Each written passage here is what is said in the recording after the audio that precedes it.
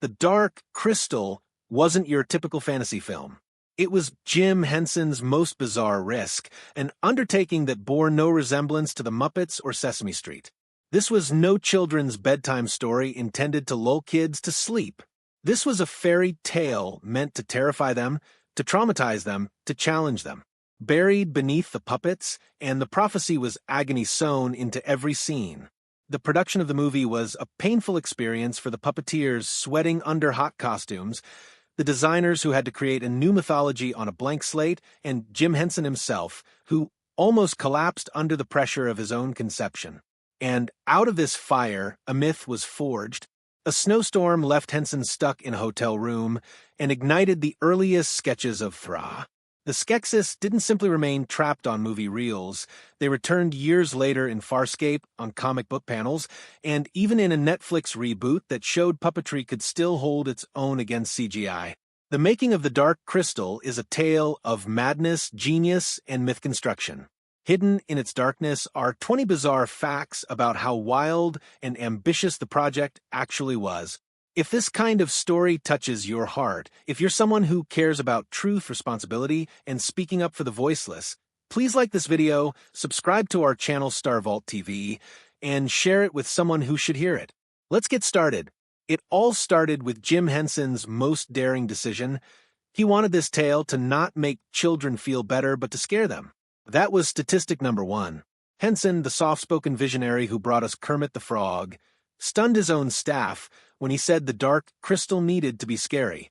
He thought that tales weren't meant to entertain, they were lessons of survival. If kids could struggle with monsters in the comfort of a theater, they might know how to battle their fears in the real world. So rather than friendly Muppets, he gave us the Skeksis, bald vulture tyrants with decaying meat and screaming voices. Rather than a comfortable fairyland, he envisioned Thra, a land infected with greed and corruption. Even the heroes Jen and Kira weren't powerful warriors. They were battered, pursued, and practically helpless. Henson knew he was taking a risk at his own reputation. Parents were clamoring for another Sesame Street, not nightmares in puppet form. But he persisted. What he produced wasn't a soothing bedtime tale, but an ordeal by fire, a fairy tale hammered into fear. That fear didn't come cheaply to the individuals who brought Thra to life.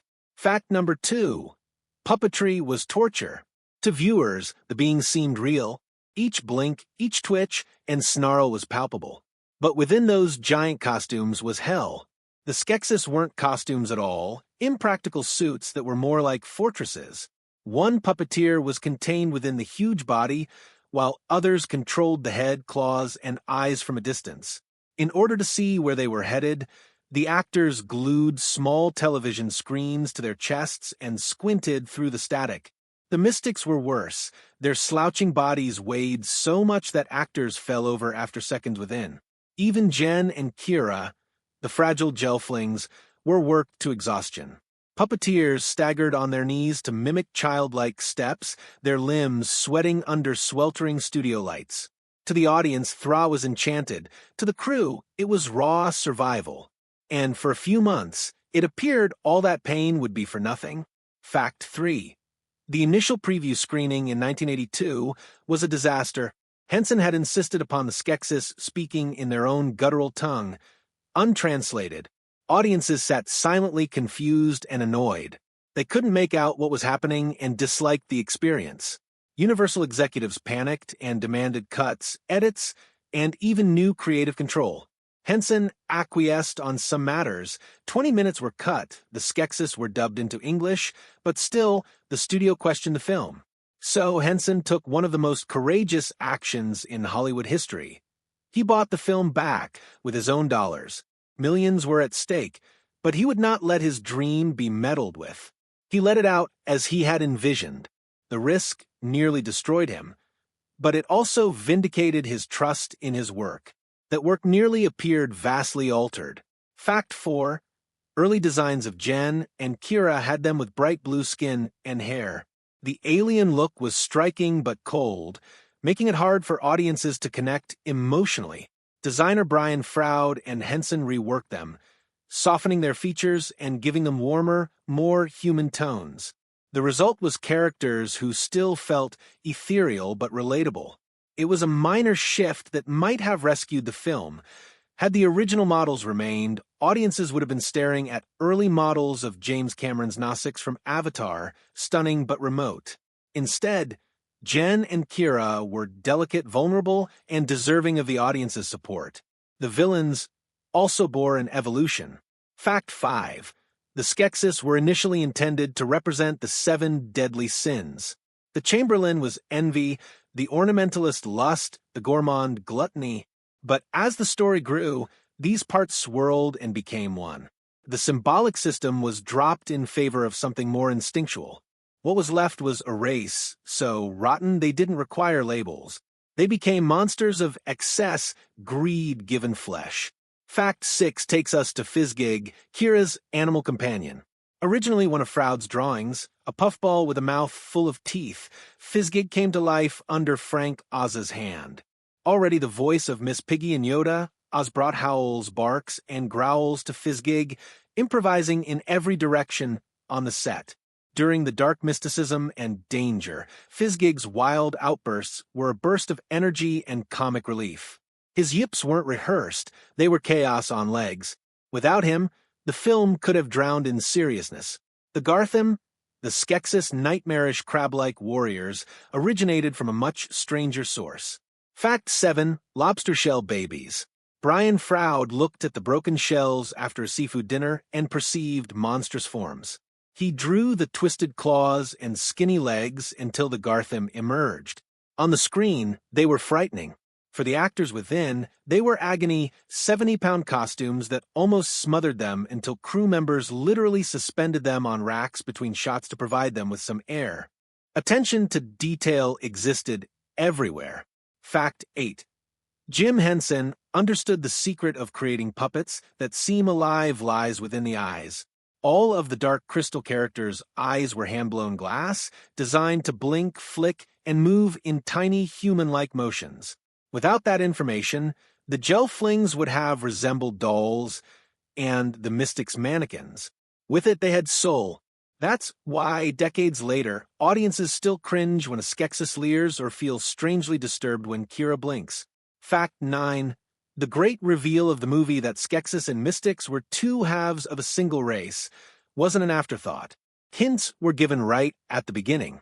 When the Skeksis Emperor passes away, the Mystic Master also dies at the same moment. Their staffs have mirrored patterns. Froud even referred to them as a broken Ouroboros, a serpent devouring its tail, broken into 2 halves. Their reunion at the end wasn't a victory, but a coming back into balance. All that world started with a blizzard. Fact 10. Henson and his daughter Cheryl were snowed in New York in 1978. Trapped in a hotel room, Henson filled notebooks with drawings, spiny vultures who became the Skeksis, benevolent giants who became the Mystics, bits of myth about a crystal holding a world together. Anyone else would have blown those hours. Henson spent them igniting a legend. Even the title was a fluke. Fact 11. Henson had initially been talking about his concept as a chrysalis, a breakable cocoon of change. Froud misunderstood, drawing crystals instead. Henson preferred but feared it sounded dull. So he inserted one word, dark. One careless slip provided the tale with bite. Fact 12. Brian Froud himself was found by way of a single book, Fairies. His spooky, dirt-stained artwork persuaded Henson that he was the man to form Thra. And form it he did, from every ruin and fungus-ridden forest. Seeing the dark crystal is akin to strolling through Froud's imagination realized. Although it only flopped initially, Fact 13 demonstrates its impact permeated everywhere. Guillermo del Toro described it as a cornerstone of his imagination. Peter Jackson's Lord of the Rings crew named it as an example that practical beings could be alongside humans convincingly. Its textures have been echoed through forests, villains, and comics, video games, and film design for many decades. Almost 4 decades later, it came back. Fact 14. In 2019, Netflix dropped The Dark Crystal, Age of Resistance, Constructed with hundreds of handmade puppets and nearly no CGI, it was the biggest puppet effort ever undertaken. For a fleeting moment, Puppetry challenged blockbuster CGI and prevailed. Fact 15. The Skeksis didn't perish when the movie concluded. They were resurrected in Farscape, Jim's son Brian Henson's sci-fi TV show. The original Skeksis puppet structures were taken out of storage, repainted, and remade into new aliens. Fans recognized them immediately. It wasn't plagiarism, it was resurrection. Fact 16. The Dark Crystal was one of the first graphic adventure video games in 1983, developed by Sierra Online. Gen was navigated through puzzles within a computer-generated Thra, a pioneering advancement in interactive fiction. Fact 17. The story also persisted in comic form. Marvel recreated the film in 1982, and Boom Studios released The Power of the Dark Crystal in 2017, based on Henson's unreleased sequel. Fact 18. Cinematographer Oswald Morris infused the movie with its dreamlike, storybook sheen by applying a filter known as Lightflex. It softened edges and muddied colors, creating each frame so that it resembled a painting taken from Froude's artwork. Fact 19.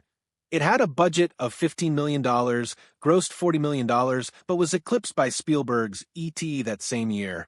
Critics confused, audiences perplexed, but VHS cable and eventually DVD made it a cult classic. What was a misstep became eternality. Fact 20. Despite confusion, the film's artistry was undeniable. It earned Saturn, BAFTA, and Hugo nominations. It didn't sweep the Oscars, but it proved a puppet film could be taken seriously as cinema. And lastly, the bonus fact. The podlings, Thra's humble folk, weren't derived from elves or dwarves, they were derived from potatoes. Froude modeled them to be earthy and down-to-earth, connecting them instantly to the ground. They ended up becoming the emotional center of the story, the exact opposite of the ugly Skeksis. Ultimately, The Dark Crystal was Jim Henson's darkest vision. A fairy tale chiseled out of fear, agony, and fantasy. It was initially rejected, but its eerie beauty persisted.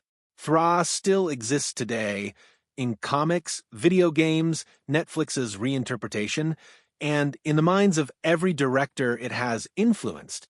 Like the crystal itself, the movie was broken upon its arrival, but eventually it radiated,